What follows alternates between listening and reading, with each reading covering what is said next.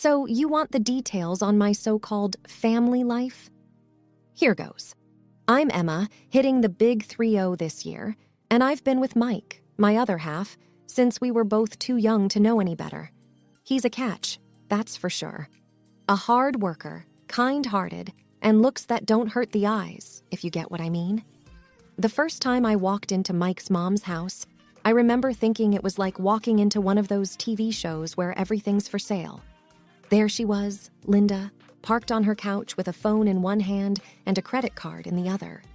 She was chatting away with some customer service rep like they were old pals. "Another set of fancy plates, Linda?" Mike had teased, nudging me as we walked in. "You planning to open a restaurant or something?" Linda had flashed a grin, all teeth.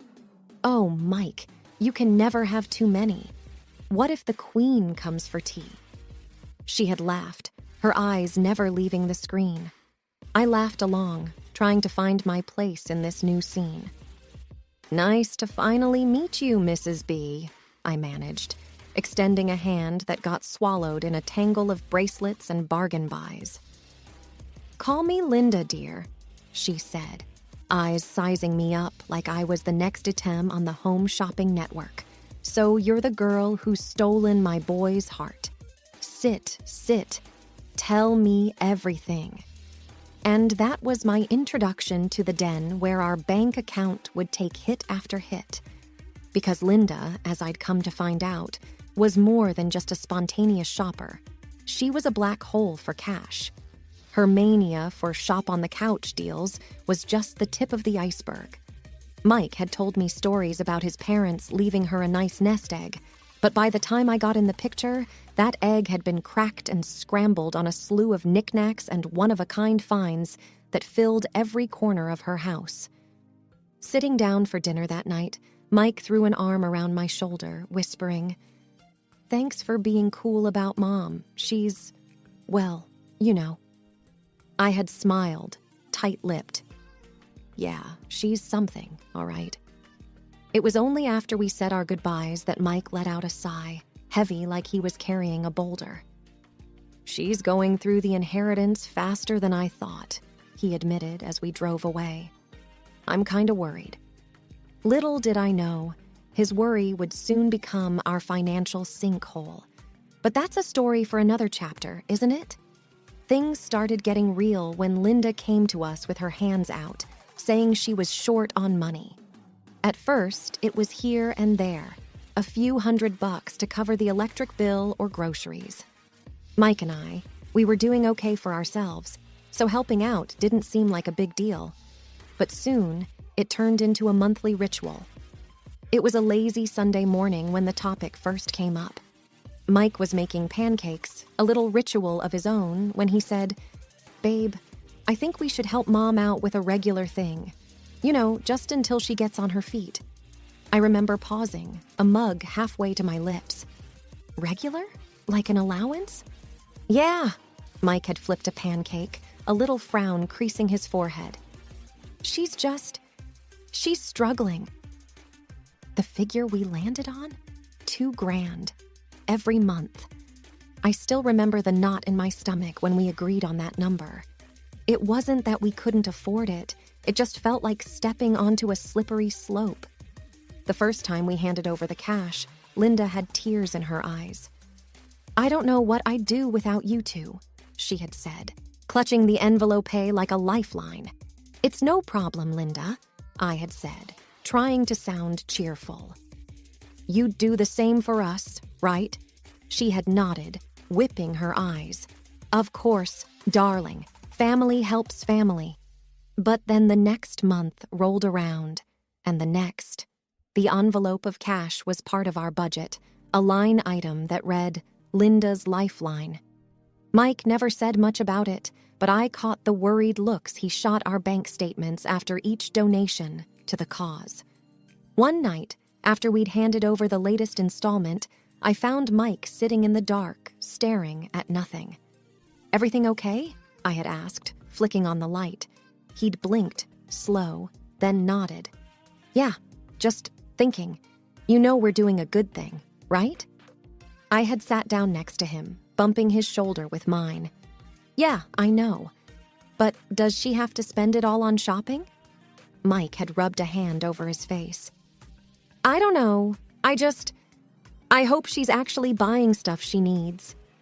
Hope, I'd learned, wasn't the same as reality. And reality was about to give us a wake-up call. It didn't take long for the $2,000 to start feeling like chump change to Linda. I could tell something was up when she stopped thanking us. The gratitude was replaced by expectations, and soon, demands. One evening, Mike's phone buzzed, and I saw him tense up before he even answered. Linda's name flashed on the screen. Hey, Mom, what's up? Mike's voice was wary, guarded. I only caught one side of the conversation, but that was enough. There was a pause, and then Mike's face said it all. Furrowed brow, tight lips. Mom, we talked about this. No, I know, but... Linda must have cut him off because he went silent, just listening, his hand clenching around the phone. When he finally spoke again, his voice had that forced calm you use with kids throwing a fit. We can't do that right now. We've already given you the money for this month. Another pause. Then Mike's hand went to his forehead. It's not about not wanting to, it's just... Whatever Linda said next made Mike pull the phone away from his ear for a second. He took a deep breath, and when he put the phone back, his voice was firmer. Mom, stop. We can't. That's final. He ended the call, and the room was thick with tension. Mike looked at me, his eyes apologetic. That was intense, I ventured, my stomach twisting. Mike sighed and set his phone down with a kind of resignation. She wanted another $1,000. Said she saw a set of designer curtains that would change her life. I snorted before I could help it. Curtains? Really? Mike didn't smile. She said we don't care about her, that we're just leaving her to struggle. I reached over and took his hand. We're not, and you know it. She's using you, Mike. He squeezed my hand, but his gaze drifted off, lost. I just don't know how to make her stop. The calls didn't stop. If anything, they got worse. Linda started ringing at odd hours, sometimes even past midnight, as if she'd forgotten the decency of time zones. Once, she called during a work meeting, and Mike had to step out, his face a mask of embarrassment. The peak of it all was the day Linda showed up unannounced, wailing outside our front door about how we were terrible children for not supporting her, for leaving her destitute. Our neighbors peered out their windows as Linda's voice hit pitches I didn't know existed. We're not doing this here, Mom, Mike had said, stepping outside, closing the door behind him to spare me the worst of it. I sat on our couch, hands over my ears, listening to the muffled sounds of a tantrum that should have been left behind in childhood. This was no longer about need, it was about want, and the wants were endless. Mike knew it, I knew it, and deep down, I think even Linda knew it. But knowing something's broken and fixing it are two different things. Mike wasn't ready to fix it, not yet. And so the tantrums became another part of our routine, another thing to anticipate and dread. And I couldn't shake the feeling that it was only going to get worse. As the months dragged on, the weight of Linda's demands started taking a toll on our marriage. Mike had always been the kind of guy who could roll with the punches, but even he had limits. He was caught in the middle, wanting to please his mom and keep the peace at home. One quiet evening, I found him in the garage, staring at an old photo of him and his mom. He didn't hear me come in. Hey, I said, keeping my voice gentle. He looked up, a bit startled. Hey, I was just thinking. I leaned against the workbench. About? He put the photo down and rubbed his face. About all this stuff with Mom. It's like she's a different person. I walked over to him. It's okay to say no to her, you know. He shook his head. You don't get it. She raised me by herself. She's all I have. But what about us, Mike? What about what we need? It was a plea more than a question. I know, he said, the lines in his forehead deepening. It's just not easy. We stood there for a moment, the distance between us filled with unspoken words. Maybe we can talk to someone, get some advice, I suggested. He looked at me like a man drowning, grasping for a lifeline. Yeah, maybe. The talk ended up being more of a venting session, with Mike pacing around our kitchen, phone in hand, looking for financial advisors, family therapists, anyone who could give us a roadmap through this mess. Emma, she's my mom, but I feel like I'm paying for love, you know? Mike confessed to me one night as we sat at the dinner table, not touching our food.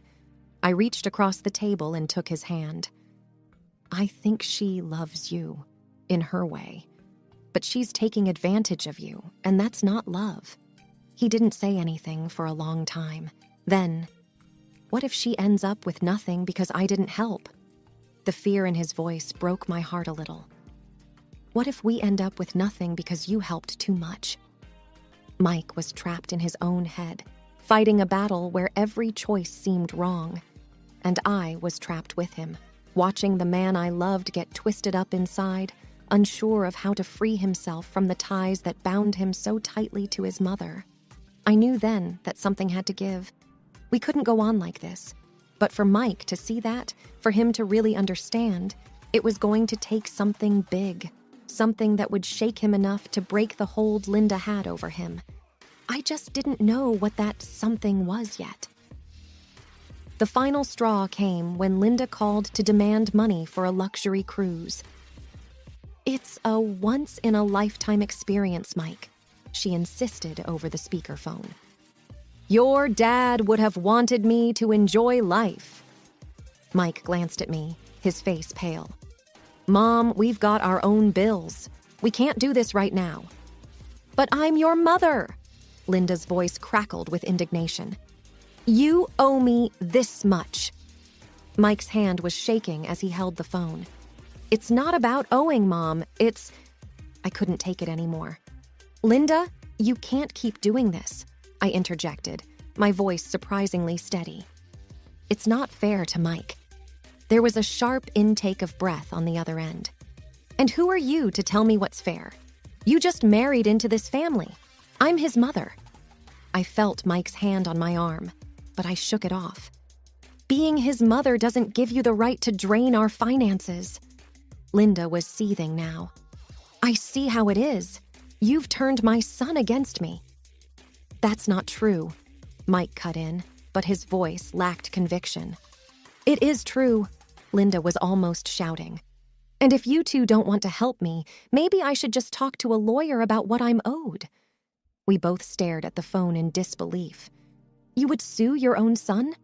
Mike's voice was a whisper. If I have to, Linda shot back. I'll call you tomorrow. You better have a good answer. The call ended with a click, leaving a heavy silence in its wake. Mike looked at me, his eyes hollow. I can't believe she would go that far. I wrapped my arms around him, but there was a cold fear in the pit of my stomach. We need to stand our ground, Mike. He nodded slowly, wrapping his arms around me in return. Yeah, we do. That night, we lay in bed, wide awake, knowing that things couldn't go on like this. We had to confront Linda, but the thought of it twisted my guts. She was family, but this was war. A war we never wanted to fight.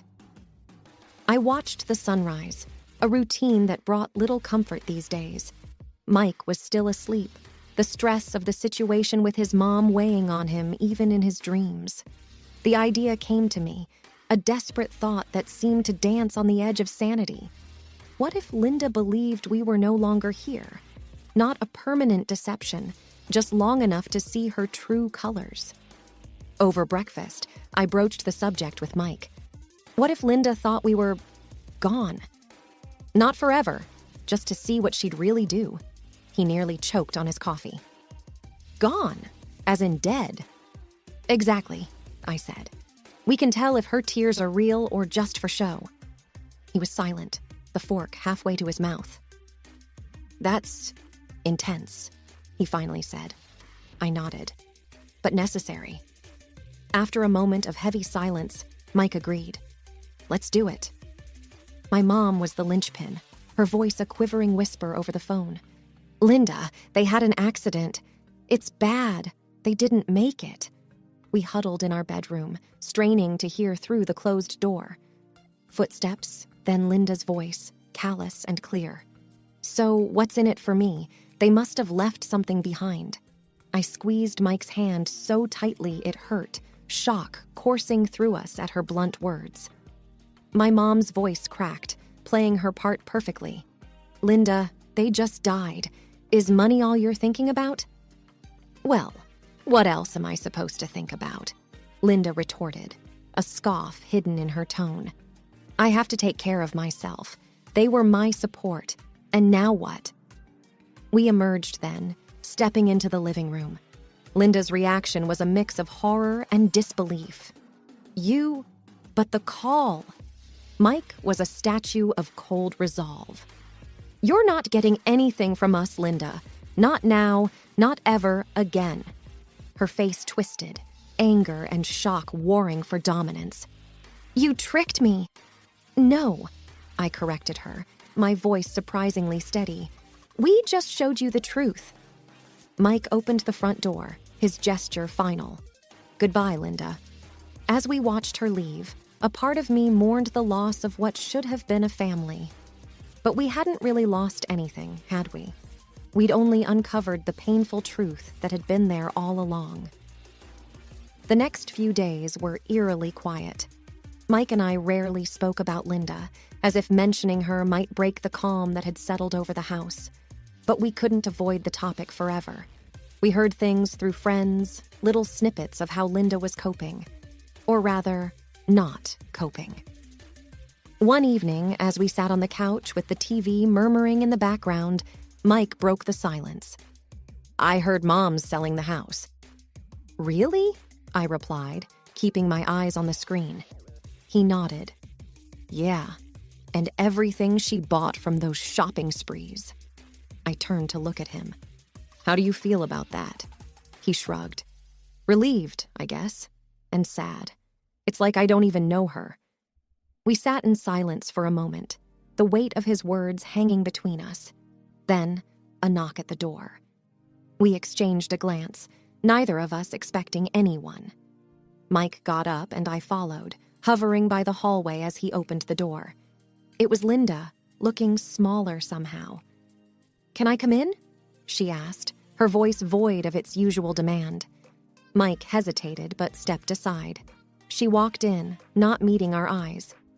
I got your mom's message," she started, fiddling with her purse. "We know," Mike said flatly. "I've been selling stuff, trying to make ends meet without asking you for money," Linda continued. Mike crossed his arms. "Why are you telling us this?" Linda looked up then, her eyes wet. "Because I was wrong. And..." She took a breath. "And I'm sorry." It was the first time I'd ever heard those words from her. Mike and I exchanged a look, a silent conversation passing between us. "We appreciate the apology, Linda," I said, "but things can't go back to how they were." "I know," she nodded, wiping her eyes. "I know."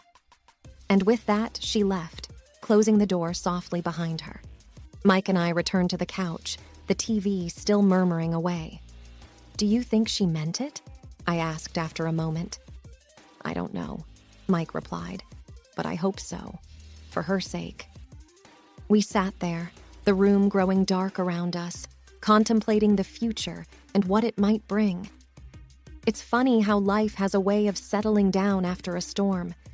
Things with Linda quieted down after she left our house that day. Mike and I, we moved on with our lives, finding peace in the small, daily routines that make up a life together. One evening, after dinner, we were cleaning up when Mike's phone buzzed with a message from an old family friend, Dave. He hesitated for a moment before reading it out loud. "Linda's sold off all her shopping channel hoard. House, too. She's in a rental now. over by the east side. I put down the plate I was drying and looked at him. How do you feel about that? He took a deep breath, pondering. Empty, a bit, but also relieved? Relieved, I echoed, not because I was surprised, but because I felt it too. Yeah, she's making her own way, isn't she? Even if it's not what she's used to. He seemed to be trying to convince himself more than me. I nodded, leaning against the counter. Dave say anything else? Mike scrolled through the message. Just that she's telling everyone who'll listen that we've abandoned her, that we're terrible for cutting her off. There was a sting to those words, a sting that might have hurt more once, but not now, not after everything. We haven't abandoned her, Mike. We set boundaries, I said firmly. He looked up, a half smile tugging at his lips. I know, and it's better this way, for all of us. We went back to cleaning up, the house filled with the comfortable silence of two people who understood each other. Later that night, as we settled into bed, Mike turned to me. You know, I don't feel guilty. I found his hand under the covers and squeezed it. You shouldn't. We did more than enough. Yeah, he said softly. We did. We turned off the lights, and in the darkness, I felt the last remnants of tension leave my body. Outside, the world went on, and inside, we had each other. That was enough. Whatever Linda chose to do or say, it was on her now. We had each other, and we had peace. And that's all that really mattered.